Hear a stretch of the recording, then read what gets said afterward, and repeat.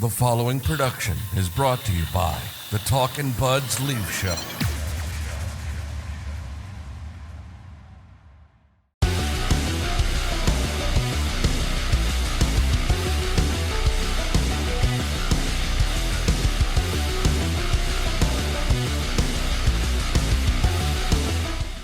What's up, everybody? Welcome back to the Talkin' Buds Leaf Show. I'm Rob. He's Ryan. Stop me if you've heard this before. It's exhausting. It's exhausting being a fan of this hockey team, man. It's exhausting. Well, especially if you're someone who has to cover the team or chooses to cover the team and decide to do multiple episodes a week. I don't know how people talk about this hockey team every day. Well, and that's why, people get on the media a lot, and it's like, it's hard, man. You and I typically do one show a week, and it's hard. Even on a weekly basis, we're sitting here going, what are we going to talk about? Well, you kind of sound like an idiot sometimes too. It's like, we were riding pretty high, like giving them praise because they finally went out and played a good game, and then just one game later, and you're just back to where you were before. And it's just like, it's hard to keep a consistent opinion on this team. Like, one game can kind of cloud your vision, good or bad, and then you have to come back after the next game and kind of reverse everything you said the episode before. This team, right now, the temperature in Leafs Nation is as such where you've got eternal optimists waging war against eternal pessimists, and the answer is somewhere in the middle.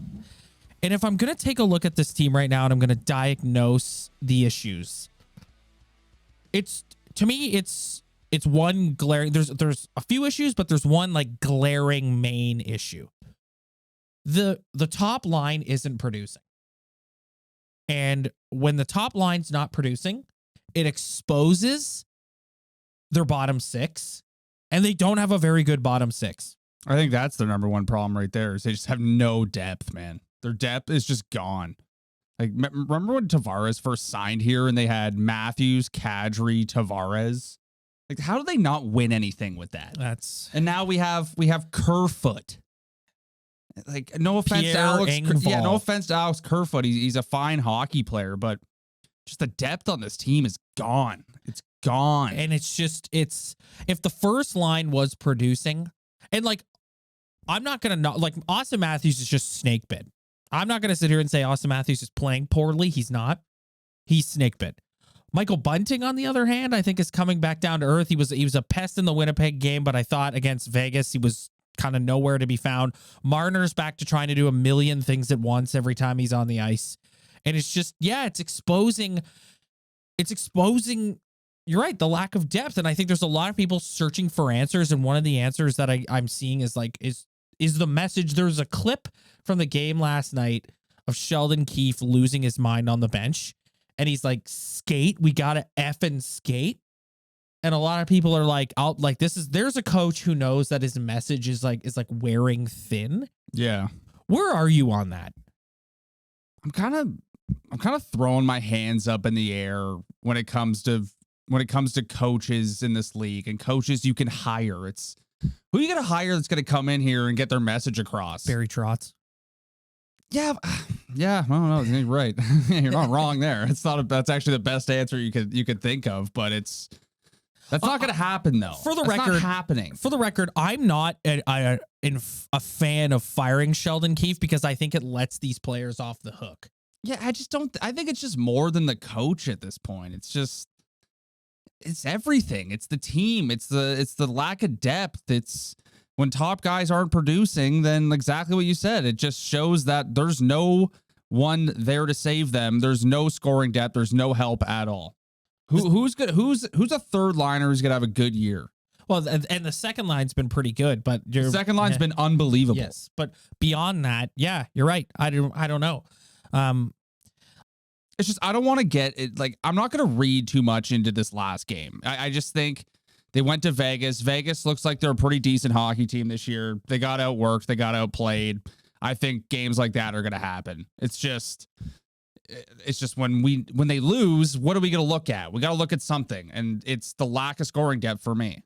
But it comes back to my philosophical meltdowns I've been having on the pod in the last couple of weeks is it's another game where they looked like shit at the start of all 3 periods in Vegas. And it's like, why aren't you like, do you buy into like that's coaching? I don't think it's, I just think it's impossible for it to be just coaching. I think when Mike Babcock was at the end of his run and it was just like, this is over. I think at that point when a coach is that overdue to be fired, then it's like, okay, like maybe it's time to switch up the message. But I just don't think if you're already tuning out Sheldon Keefe, it's just, maybe it's a team problem. Well, and that's exactly my point. It's like if you fire Sheldon Keefe, you're letting these guys off the hook.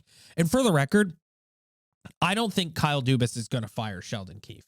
Absolutely not. They're going down together. Yeah, man. Those two guys are joined at the hip. They're business partners, associates, if you will. They're not. He's not firing Sheldon Keefe. It's not happening. No. So. You know what pisses me off though is I'm kind of done with giving Marner and Matthews a free pass / snake bit card here. I'm looking at the NHL stats right now. Who's up there? Who's up there? What team is not having that good of a year right now? The Edmonton Oilers. Who's on top of the leaderboard in points? McDavid and Leon Draisaitl. No matter how bad that team is playing, those two are producing no matter what, having big games or consistently getting points every night.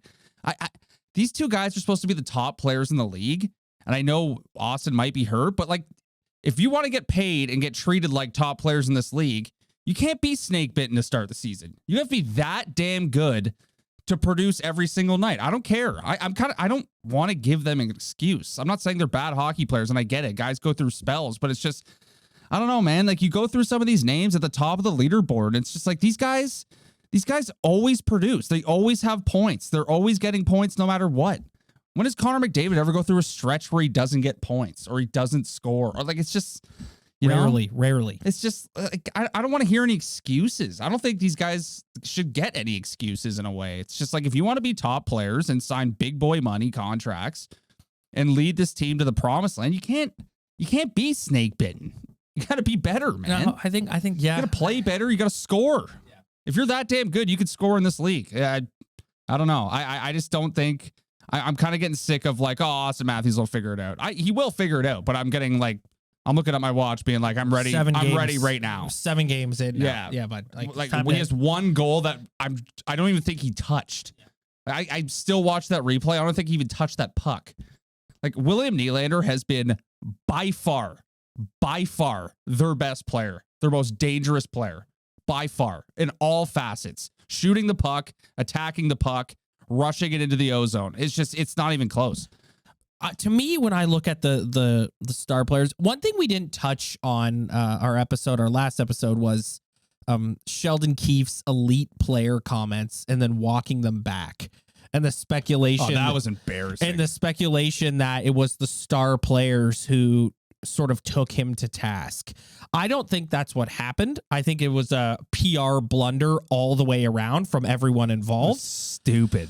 So, but the point I'm trying to make in bringing that up is the temperature around this team, as I said off the top, is at an all-time high. It's to the point that like people are having existential crises every time this team loses a game. And it's because the frustration from 6 straight years of getting eliminated in the first round is just carried over and boiled over, and people have had enough. And when I look at the Matthews and Marner in particular, I see those two guys are really wearing that. They look like they're feeling the pressure of a pissed off fan base. And it worries me because you gotta rise above that. Like, you just mentioned McDavid. I always look at like McDavid's still like a quote unquote younger guy. I look at a guy like Sidney Crosby, and like Auston Matthews wants to be and Mitch Marner too wants to be in the same conversation as a Crosby, a McKinnon, or whatever. Those guys, like, nothing is going to get in those guys' way. Nothing is going to get in their head. Nothing is going to stop them from being elite players. And when you go through a situation like what happened with Sheldon Keefe walking his comments back, it's like, guys, what are we doing? It just projects. Like, I don't understand why you all couldn't have gotten a room and said, hey, guys, I said what I said. Let's put it behind us. You know what should happen is Marner and Matthews should go out there and go. In fairness, it wasn't Matthews, it was Mitch Marner, who was like, yeah, he spoke to us and he told us that's not exactly what he meant. It's like, no, Mitch. You know what Sidney Crosby would say? He would look at the report and go, yeah, we haven't been very good. He's right. We need to pick it up.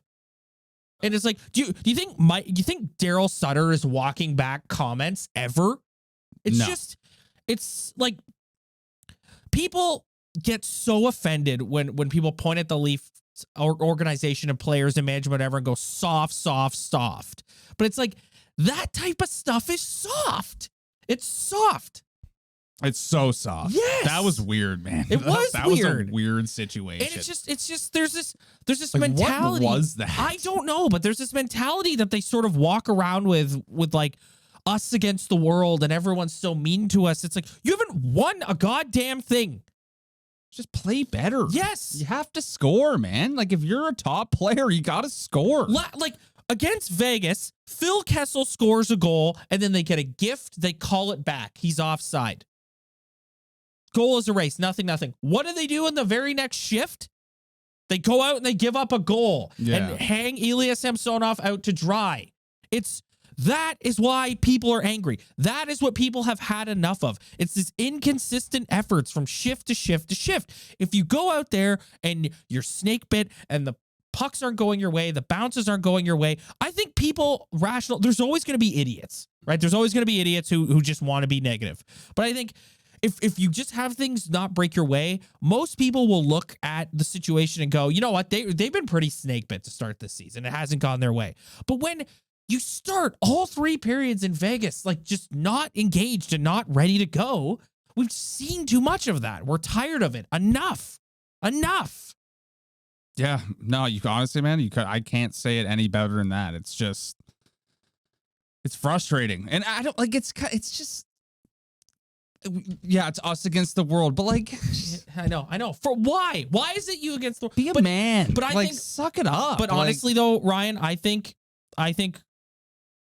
Brian Hayes has been talking about this on TSN radio the last couple of days, and I agree with him. Dubas and Shanahan and Keefe, by extension, have sort of fostered this like player-friendly, player protection environment. And it makes sense because today's modern day athlete is pretty like the days of Mike Keenan are over. Like Torts, the reason why Torts is such a novelty is because his style of coaching is not really what you see in pro sports anymore. Yeah. So they fostered this like player-friendly environment, and I get it. It's players want to be in that sort of environment where they feel supported. But we've sort of crossed over now where it's like borderline. I just never imagine a scenario where Daryl Sutter calls out his star players and then comes out the next day and goes, that's actually not what I meant. What I meant to say was like, Daryl Sutter would just look at them and go, yeah, what's the problem? Like, what? And it's just that type of stuff is what people have had enough of. It's just like this, like when we have these conversations, the main thing that comes up in my mind is that everybody needs to be fired. The general manager needs to be fired. Like, if we're having these conversations, this isn't winning conversation.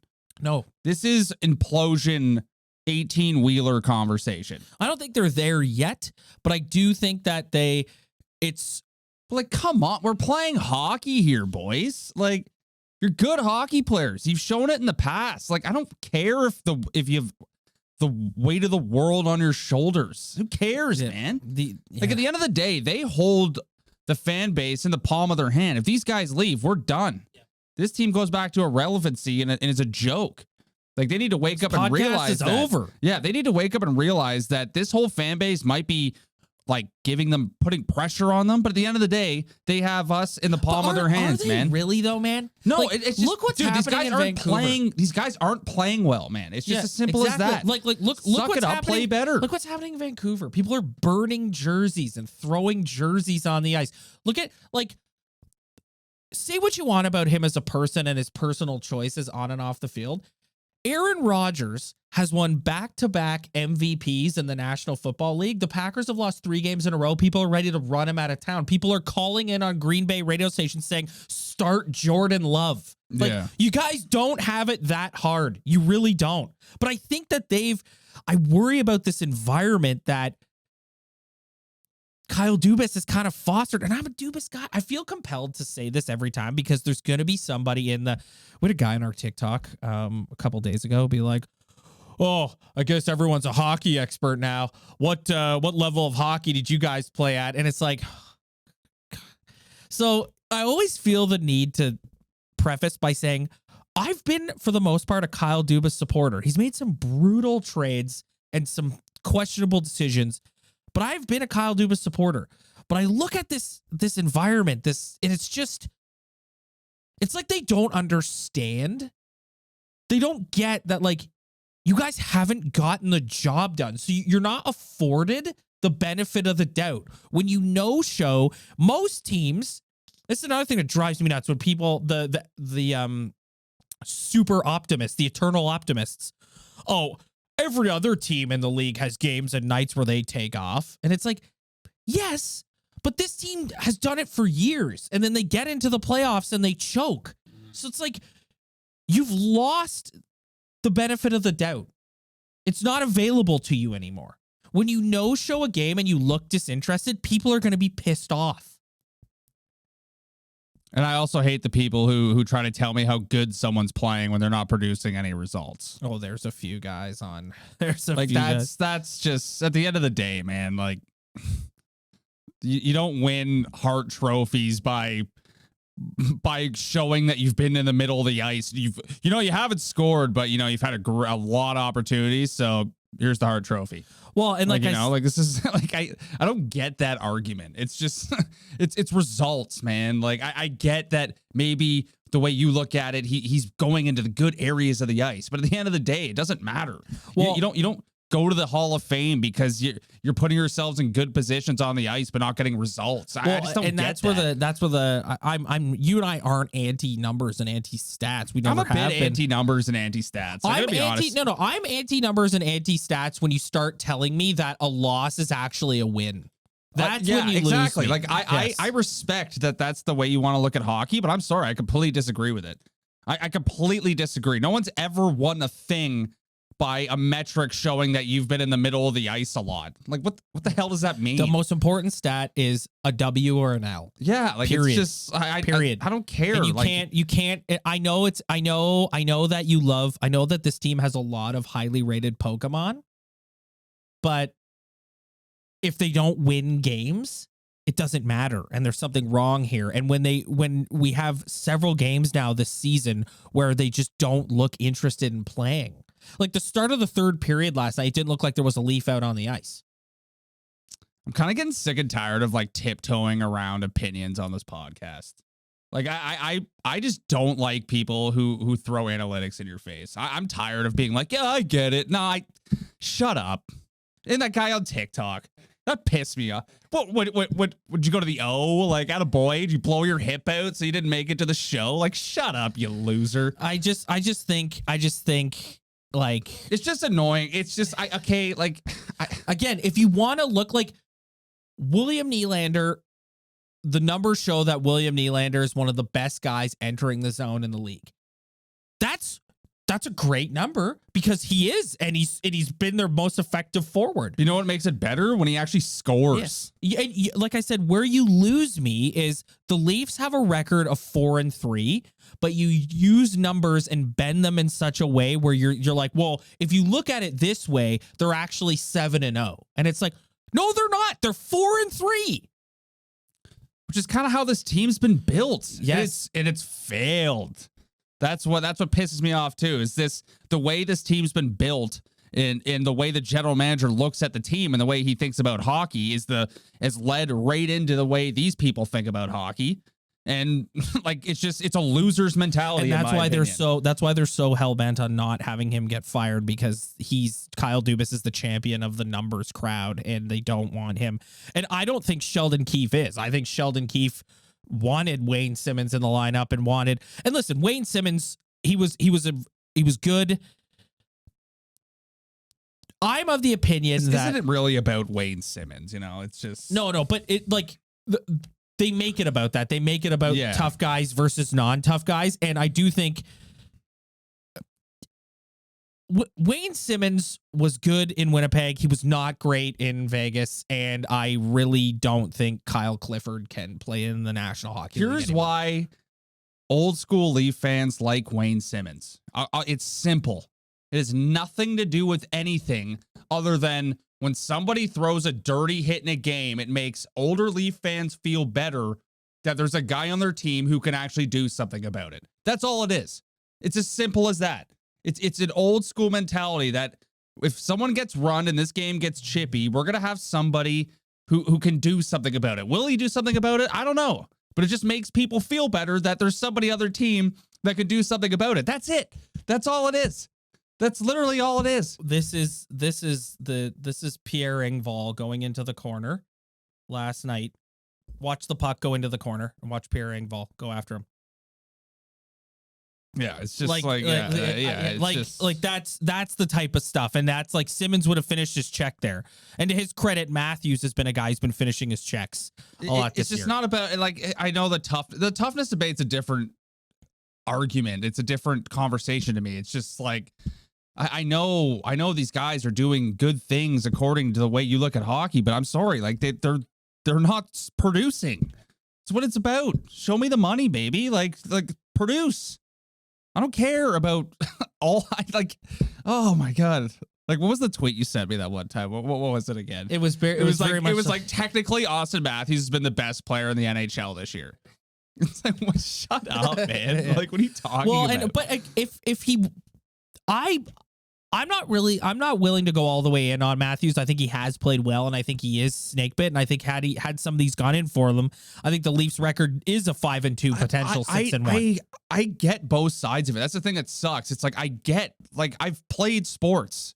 I've played with guys who are in professional leagues right now. I know sometimes you're snake bitten. I know sometimes good players are snake bitten, but I'm sorry. Like, we're staring down the barrel of a $15 million contract. You can't be snake bitten when you're trying to make that kind of cake, and the rest of your team is suffering because we can't dole out money to make this team better. So if you're going to take up that much space and demand that much respect, I don't care. You can't be snake bitten. Well, this team cannot win while you're snake bitten. I know it happens, but at the end of the day, it's just, this is how I see it. If you have to produce, I don't care. There's no excuse. If that's the way it's going to be. Well, if you're going to talk about the like Leafs being able to dole out money, it's Jake Muzzin's future as a Maple Leaf is up in the air. And he currently is sitting at a cap hit of, where is he? It's 5.7. Yeah, 5.625. So he might retire. And if you get that's $5.5 million that you have to play with. And I don't want it. I don't want anyone to. You got to be so careful this day and age. That's a touchy subject. Yeah, you got to be so careful this day and age because someone's going to see this and be like, these guys on the Talking Buds Leaf show were saying they hope Jake Muzzin retires. What a couple of insensitive assholes. No, I'm just saying, even if you put him on long-term IR and did a Kucherov situation and activated him in the playoffs, that's 5.625 you can play with. Another thing about this team too is just like who have they. I know drafting and developing players in hockey is more sparse than other sports because of just the roster sizes, but it's just like where's like the studs, man? Like they have no studs. They got nobody coming. Their defense is just like there's nothing exciting about it. Like it's Justin Holl again. That's like falling down on an odd man rush, putting another beauty tape to tape. Just like every time I hear about a hockey team like the Red Wings or even the Canadians' new defenseman who beat the living hell out of Zach Kassian, which was goat. But like, where are those guys? Like, it's just they don't have them. It's just like they got money for those guys. They have their top players, and the top players rule the world. And when they don't play well, this team goes to shit. And when they don't play well, they're going to get criticized. And if they're going to cry about it, then this isn't working. And when your management lets it happen and fosters, like what you just said, this whole environment, disaster. Yeah, it's not. I don't know about disaster, yeah. but it's not a good formula for long-term success. It's just, for me, the concerning thing for me is just this sort of lack of accountability, in the sense that, like, you haven't accomplished anything and the fan base is upset. And I'm not saying that they need to go in front of the microphone every second and apologize for everything. If anything, they should continue to. It's just drop this attitude. I would love to see them come out and say F the fans. We're just gonna go out and prove it ourselves. Yes, let's go. Yeah, down. Yeah, I'll go F myself. I don't care. Like, go play better. Yep. I don't care. I don't care if they think I'm an idiot or what. I want them to prove me wrong. Yep. Just play better. Yeah. Like, it's just stop crying. I'd be crying. But then, like, so what are you doing? So I was on a show yesterday and we talked about this. Sheldon Keefe was known as like a pesky player in his day. He was known as like an asshole in the league, like a shit disturber. You watched him in the Amazon All or Nothing documentary and you saw how rough around the edges he is. I have a very, very, very hard time believing that Sheldon Keefe willingly chose to walk those comments back. And there was a lot of speculation because Mitch stupidly commented on it as well. So everyone immediately, like, they gave the perception, again, like I said, I don't think this happened. They gave the perception that Matthews and Marner took Keefe to task for making his comments about elite players.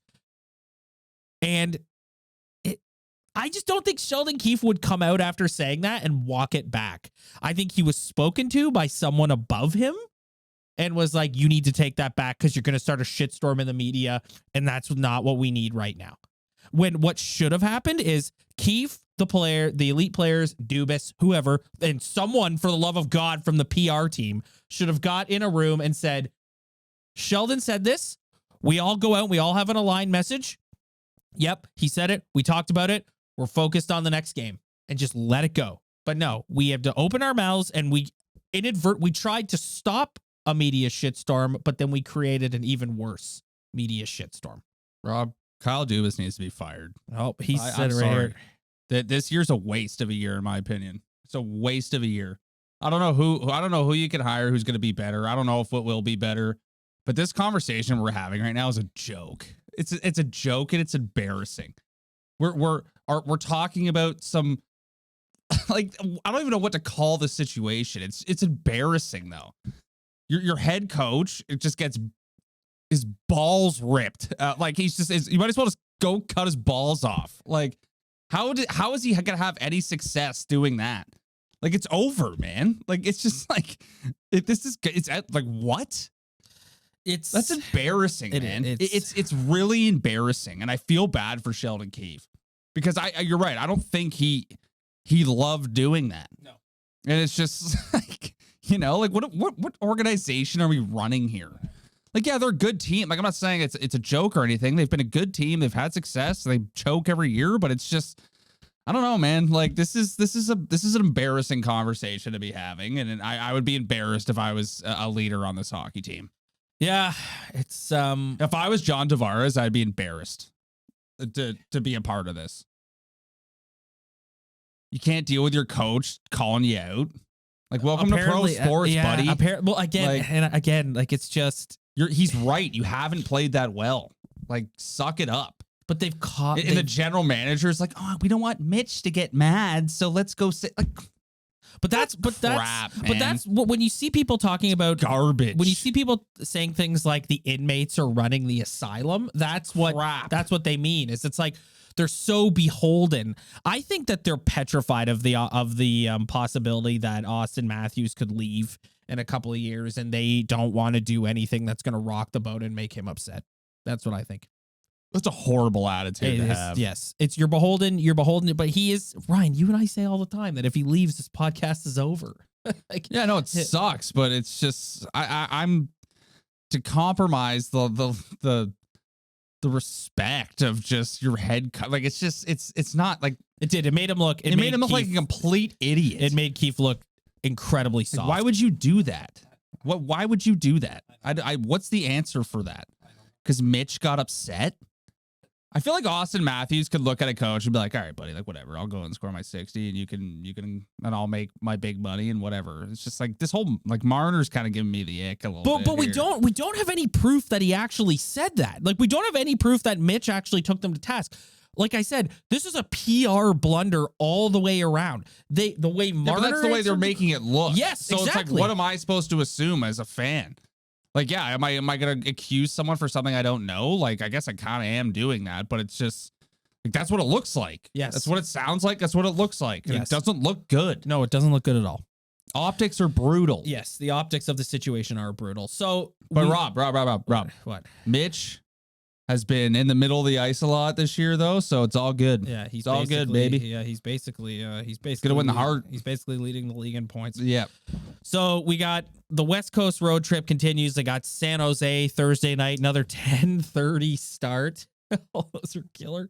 You got the Kings on Saturday night, Hockey Night in Canada, and so these are three not so good teams on paper. I don't think it matters at this point for this hockey team. I don't care if they're playing the worst team in the league or the best team in the league.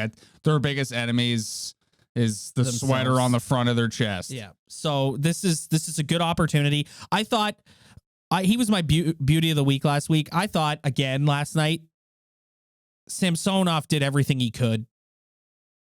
Yeah, the goaltending hasn't been a conversation at all, which was my dream heading into the season. Yeah, it's nice. I thought he did everything he could to give them a chance to win. Just wait till he leaves practice with a hammy though. No, yeah, God. You know, and then we got a whole other conversation out here. Well, we haven't talked nearly like all we did last year was talk about goaltending. We've barely talked about it so far this year because it's been the least of their problems. It's awesome. Yeah. Keep that coming. Like I'm down with that. We talked about the bottom six depth as well, and the defense, like Justin Holl. Bottom six is boring, man. What happened to Justin Holl? It's just what happened to that guy? Like what happened to him? I don't think he was ever that good. But he wasn't this bad. Yeah. He's not an NHL defenseman. He's just kind of in the crosshairs of what, like, there's always a Maple Leaf defenseman that's in the crosshairs, and he's in it right now. Well, and Pierre Engvall is in the crosshairs of the forwards for that clip I showed you just now online. It's just that their bottom six is just boring. There's just nobody exciting. Like I know he signed a kind of a stupid contract, and I wouldn't have signed it either. But like I kind of miss Ilya Mikheyev, man. Like the guy, he's the guy had a little shine on him, you know. Like that third line is just a bag of pucks. Yeah. Like, oh my God, it's boring. Yeah, terrible. It just is. They bring nothing. They're small. They're soft. They don't score. Like it's not fun to watch. At this point, I'd be willing to put Pierre Engvall back up in the press box and give Denny the go to look on that third line. I think it's open tryouts for anybody who can come in and have a half decent game or produce anything. Yeah. All right. Well, we're going to get out of here. I'm sure we'll get a lot of hate for this episode. Oh, we're going to get so much hate for this episode. But what level did you play at? But guys, can I just like ask you, like, how can you watch this and feel good? Like, I understand not wanting to be doom and gloom. I get it. And we try not to be doom and gloom, but there's just, how can you watch this and go, this team's primed for a deep cup run with the people they have in the bottom six and with Justin Holl, like when their defense is fully healthy, I guess. But how can you? I just don't. It's not clicking. It's not clicking. It doesn't look good. Yes, we're only 7 games in, but I don't know how you can watch this and be like, oh yeah, this team, when they put it together, this is a cup team. And now they make their coach look like a complete idiot too. Yes. Now the problems are going off the ice. 7 games in, and we got a drama off the ice about what Sheldon Keefe is saying about the elite players, and it's just like this is like, yeah, it's.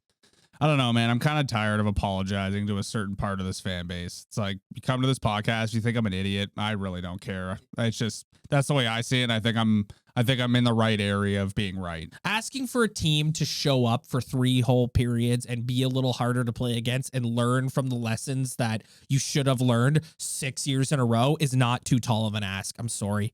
Yeah, no, I'm sorry. It's not. Yeah, no, it's like there's no more excuses, man. Like they're just fresh out of excuses. Yeah. They're gone. It's time to be big boys and win hockey games. All right. Play better. All right. We're going to get out of here.